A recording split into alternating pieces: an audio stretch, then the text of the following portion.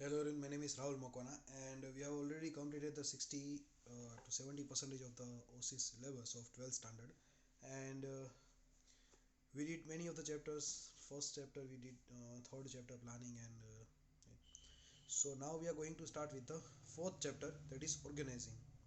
Right, organizing je chapter છે, it is also an important chapter, and 3 to 5 marks questions are asked from this chapter.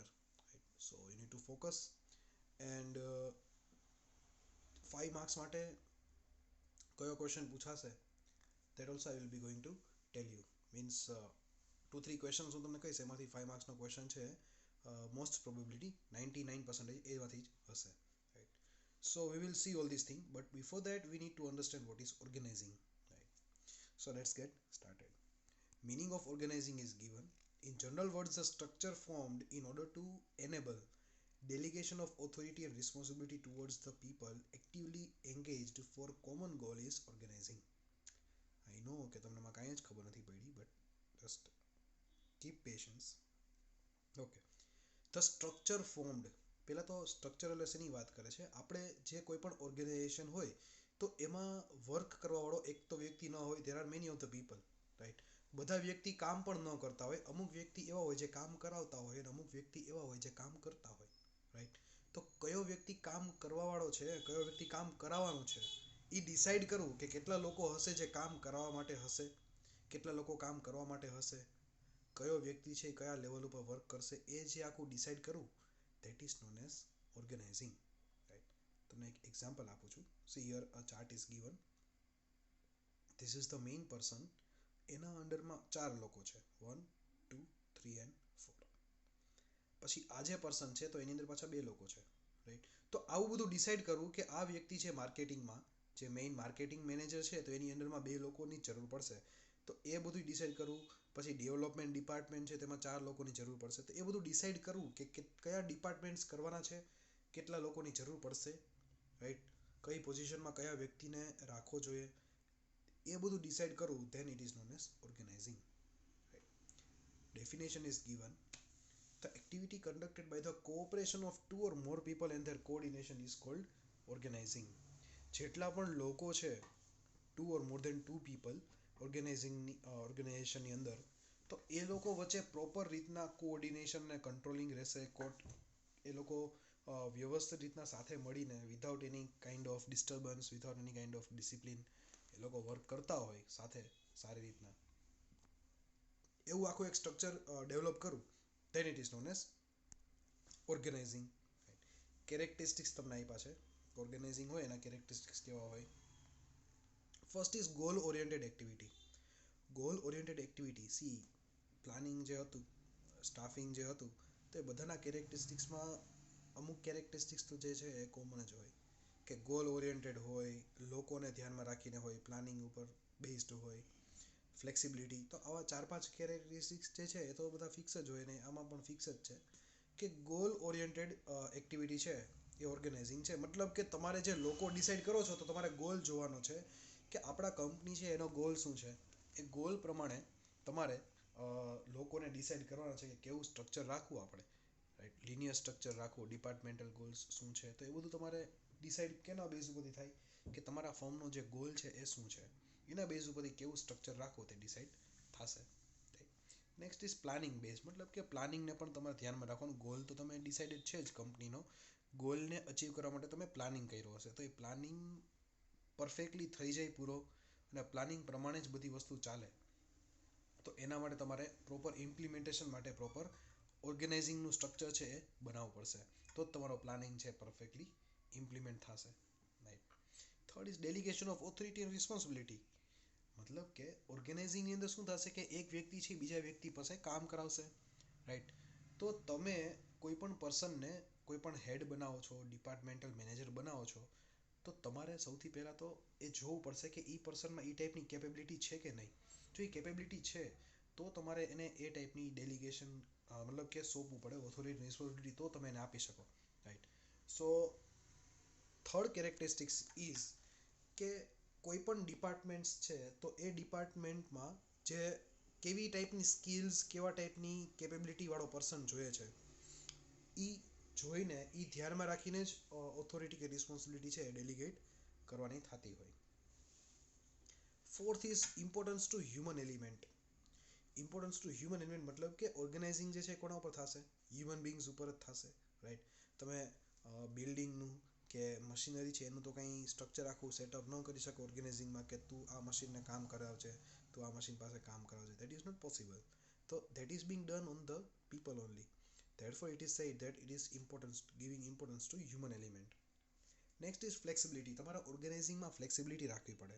અમુક time એવો હોય કે જ્યારે recession ચાલતું હોય, રાઈટ, તો એ ટાઈમ ઉપર તમારે ડિપાર્ટમેન્ટ્સ જે છે એ ઓછા કરવા પડે, લોકો છે એ ઓછા કરવા પડે. તો એમાં તમારે ચેન્જીસ આવી જાય, ટેકનોલોજીમાં ચેન્જ આવે, બિઝનેસમાં ચેન્જ આવે, નવા ડિસ્કવરીઝ થતી હોય, તો એ પ્રમાણે તમારે સ્ટાફિંગમાં ને ડિપાર્ટમેન્ટ્સ આખો ચેન્જ કરાવવો પડે, રાઈટ? સો ઓર્ગેનાઇઝિંગની અંદર તમારે ફ્લેક્સિબિલિટી છે એ પૂરેપૂરી રાખવી પડે. એમાં તમે રિજિડિટી રાખો કે ના હું તો આટલો સ્ટાફ રાખીશ, આ ડિપાર્ટમેન્ટ તો રાખીશ જ, એવું ના હોય. જેમ ટાઈમ ચેન્જ થતો હોય એ પ્રમાણે તમારે ઓર્ગેનાઇઝિંગમાં ચેન્જ છે એ લઈ આવવો પડે છે. Sixth is establishment of inter relationship. મતલબ કે આ જે બધા લોકો છે જે આપણે વાત કરીએ, તો આ જે 3 લોકો છે, પછી શું થાય કે જો આ 4 લોકોનું એક ઇન્ટર રિલેશનશિપ ડેવલપ થઈ ગયું, મતલબ કે આ 4 લોકોનું હવે એક ટીમ બની ગઈ છે. તો આ બધું તમારે ડેવલપ કરવું પડે. તમારે એ બધાને કહેવું પડે કે તમે લોકો છે એ માર્કેટિંગ હેડની અંડરમાં આવો છો, તો તમારે કાંઈ પણ ક્વેરી હોય તો તમારે એમની સાથે વાત કરવાની. સો એ તમારે એક ઇન્ટર રિલેશનશિપ છે વર્કનું એ ડેવલપ કરવું પડે. Next is monitoring and control. મતલબ કે ઓર્ગેનાઇઝિંગની અંદર શું થાય કે મોનિટરિંગ અને કંટ્રોલિંગ છે એ તો પહેલાં થવું જ જોઈએ કોઈ પણ ઓર્ગેનાઇઝેશનની અંદર. તો જે એમ્પ્લોયને તમે વર્ક સોંપ્યું છે, પાવર્સ એન્ડ રિસ્પોન્સિબિલિટીઝ આપ્યા છે, એ પ્રમાણે વર્ક કરે છે કે નથી કરતા એનું પણ ધ્યાન રહેશે because of organising. Simple example છે. ફોર એક્ઝામ્પલ આજે છે પર્સન સ્ટેન, તો એને માર્કેટિંગ ડિપાર્ટમેન્ટ છે એનો હેડ બનાવ્યો છે, right? So this person if he is a marketing departments head, તો માર્કેટિંગમાં કાંઈ પણ ઇશ્યુ આવશે તો આ જે મેઇન હેડ છે એને ખબર પડી જશે કે આ પર્સન છે એની રિસ્પોન્સિબિલિટીમાં આવતું હતું આખું હેડિંગ, રાઈટ? માર્કેટિંગ ડિપાર્ટમેન્ટ આખું જે છે એ આ પર્સનના અંડરમાં આવે છે. તો એમાં કંઈ પણ ગડબડ થશે means this person will be held responsible. તો આવી રીતના તમે સ્ટ્રક્ચર કહ્યું હતું તો તમને ખબર પડી ને કે આ પર્સન છે એના લીધે આ ટાઈપની પ્રોબ્લેમ આવી છે, right? So because of organising તમે મોનિટરિંગ અને કંટ્રોલિંગ છે બહુ સારી રીતના કરી શકો. That is the benefit. Next is group activity. Obvious વાત છે, ઓર્ગેનાઇઝિંગ જે છે તો એ ગ્રુપ એક્ટિવિટી છે, મતલબ કે ગ્રુપમાં બધા વર્ક કરે તો જ પોસિબલ થાય. જે આપણે આગળ જે છે એક્ઝામ્પલ અગેન, તો આમાં જે આ 3 લોકો છે ને આ જે હેડ છે, આ ચારેય લોકો સાથે મળીને જો વર્ક કરશે પ્રોપરલી તો જ એ ઓર્ગેનાઇઝેશન છે એ વધારે ઇફેક્ટિવ રહેશે. So it is a group activity. ગ્રુપમાં બધા સાથે મળીને વર્ક કરે then it will give you the better result. Ninth is controlled administrative structure, right? Controlled administrative structure મતલબ કે કોઈ પણ બિઝનેસ હોય એમાં રૂલ્સ એન્ડ રેગ્યુલેશન્સ હોય અને એ પ્રમાણે ડિફાઇન થતા હોય રિલેશનશિપ્સ. સો ઓર્ગેનાઇઝિંગમાં એ જ રીતના બધું ફોલો થાય. That should be the case. મતલબ કે જો ફોર એક્ઝામ્પલ આજે 4 લોકો છે અને this 4 people are under this guys, right? So what will happen is કે હવે આ જે વ્યક્તિ છે અને આ જે પર્સન છે, this 2 person don't have any kind of relationship, મતલબ પ્રોફેશનલ રિલેશનશિપ કાંઈ પણ નથી, રાઈટ? સો એમાં એવું છે કે પછી પ્રોફેશનલી એ લોકોને કંઈ રિલેશન ન હોય તો વાત કરવાનો કંઈ સવાલ જ ન આવે, રાઈટ? તો આમાં ઓર્ગેનાઇઝિંગની અંદર આ એક સ્ટ્રક્ચર છે, આ કોઈ ડિસાઇડ કરેલું જ છે પહેલેથી, તો એ રીતના બધાએ ફોલો કરવાનું. હા, પછી બારે મળીને એ લોકો ફ્રેન્ડ્સ હોય that's a another thing, but in a organisation એક સ્પેસિફિક રૂલ્સ એન્ડ રેગ્યુલેશન્સ હોય એ પ્રમાણે બધાએ ચાલવાનું હોય. So that was the characteristics of organizing. Now the next heading is steps of organizing. મતલબ કે ઓર્ગેનાઇઝિંગ તમારે જો પ્રોપરલી કરવું હોય, રાઈટ, આખું એક સ્ટ્રક્ચર સરખી રીતના તમારે ડેવલપ કરવું હોય તો એના માટેના શું સ્ટેપ્સ છે? they are very easy. 7 steps are there, right? So as I always tell you that steps, process, stages આ ટાઈપના જ્યારે વર્ડ્સ યુઝ થતા હોય, in that case you need to maintain the sequence when you write in the exam, right? Okay, now let's see the first step કે organising તમારે કરવું હોય તો સૌથી ફર્સ્ટ સ્ટેપ છે ક્લેરિફિકેશન ઓફ ઓબ્જેક્ટિવ્સ. મતલબ કે તમારા સૌથી પહેલાં તો ઓબ્જેક્ટિવ્સ છે એ ક્લિયર હોવા જોઈએ કે મારા આ બધા ઓબ્જેક્ટિવ્સ છે. This are the objectives that I need to follow. પછી એ કોઈ પણ કેટલા પણ ઓબ્જેક્ટિવ્સ હોઈ શકે, બટ તમારે એ પહેલાં ક્લિયર હોવા જોઈએ કે મારા આટલા ઓબ્જેક્ટિવ્સ છે અને મારે અચીવ કરવાના છે. પછી ઓબ્જેક્ટિવ્સમાં પણ કેટેગરી હોય કે મેઇન ગોલ છે અમારો, સબસિડરી ગોલ છે, રાઈટ, કે મેઇન પહેલાં આ બધા ગોલ્સ અચીવ કરવા છે, પછી આ બધા ગોલ્સ છે. તો એ બધું તમારે પહેલાં ડિસાઇડ કરવાનું. ગોલ્સને ડિસાઇડ કર્યા પછી you need two decide the list of functions. તમારે એ ગોલ્સને અચીવ કરવા માટે અમુક વર્ક મતલબ કે ફંક્શન્સ તો કામ કરવા પડશે. તો એ કયા કયા ફંક્શન્સ છે જે તમારે કરવા પડશે ગોલને અચીવ કરવા માટે, એનું તમારે આખું લિસ્ટ બનાવવાનું, list of functions that you need two follow, right. So list of functions તમે એકવાર બનાવી લેશો પછી તમારે ડિપાર્ટમેન્ટેશન કરવાનું છે ફંક્શન્સનું. મતલબ કે કયું ફંક્શન છે, રાઈટ. જો ફોર એક્ઝામ્પલ ફાઇનાન્સ રિલેટેડના 4-5 કામ હોય તો પછી ફાઇનાન્સ ડિપાર્ટમેન્ટ આખો અલગથી સેટઅપ કરવાનો. સો ફંક્શન્સના લિસ્ટ ઉપરથી તમને એ ખબર પડશે કે મારે ડિપાર્ટમેન્ટ્સ છે ફંક્શન્સના એ કેટલા કરવાના થાય છે. એન્ડ એઝ પર ધેટ તમારે ફંક્શન્સ છે એના ડિપાર્ટમેન્ટ્સ છે કરવાના હોય. જો આમાં તમને એક્ઝામ્પલ્સ પણ આપ્યા છે થર્ડ લાઇનમાં, પરચેઝ એરિયા છે, સેલ્સ ડિપાર્ટમેન્ટ છે, એકાઉન્ટ્સ એરિયા. તો તમારે એ ડિસાઇડ કરવાનું કે મારે કયા ફંક્શન્સ છે એ બધા ડિપાર્ટમેન્ટ્સ કરવા પડશે. જ્યોગ્રાફિકલ લોકેશન વાઇઝ પણ તમે કરી શકો છો division, geographical wise, unit wise, right. Work area છે એ પ્રમાણે પણ તમે ડિવિઝન્સ કરી શકો છો. ડિપેન્ડ કરે કે તમારે કેવા ટાઈપની ઓર્ગેનાઇઝેશન છે, તમારી કેવી લિસ્ટ ઓફ ફંક્શન્સ છે, એ ઉપરથી તમે ડિપાર્ટમેન્ટ્સ છે એ કરી શકો છો. સો ડિપાર્ટમેન્ટ્સ કર્યા પછી ફંક્શન્સના next fourth step is to determine the departmental position and ability.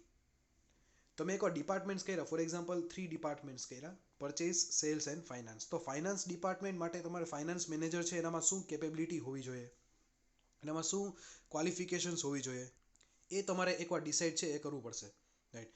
એકવાર એ ડિસાઇડ થઈ જાય પછી તમારે 5th સ્ટેપમાં જવાનું. મતલબ કે તમારે એ વ્યક્તિને ગોતીને એને પાવર્સ અને રિસ્પોન્સિબિલિટીઝ એની રીતના આપવાના, રાઈટ. એનો એને વર્ક છે એ બહુ પરફેક્ટલી કરી શકે, સારી રીતના કરી શકે, એ પ્રમાણે તમારે એને પછી પાવર્સ છે એ બધાય ડેલિગેટ કરવા પડે. But before that you need to find out કે જે ડિપાર્ટમેન્ટ, ફાઇનાન્શિયલ ડિપાર્ટમેન્ટ હોય કે HR ડિપાર્ટમેન્ટ છે, તો એના માટે મારે કેવું ટાઈપનો પર્સન છે એ જોઈએ છે આ ડિપાર્ટમેન્ટમાં જે સંભાળી શકે. એ રીતના ગોતીને તમારે એને પાવર્સ છે ડેલિગેટ કરવાના. 6th establishment of inter relationship. મતલબ કે આપણે જે આગળ વાત કરી હતી આજે હતું, રાઈટ. તો ઇન્ટર રિલેશનશિપ તમારે ડેવલપ કરવું પડશે. મતલબ કે જે ફાઇનાન્સ ડિપાર્ટમેન્ટમાં તમે જે ફાઇનાન્શિયલ મેનેજર જે ભાઈને બનાવ્યા, તો એ વ્યક્તિ એકલો તો કામ નહીં કરી શકે, એને ટીમની જરૂર પડશે. તો તમારે એને ટીમ પણ આપવી પડશે.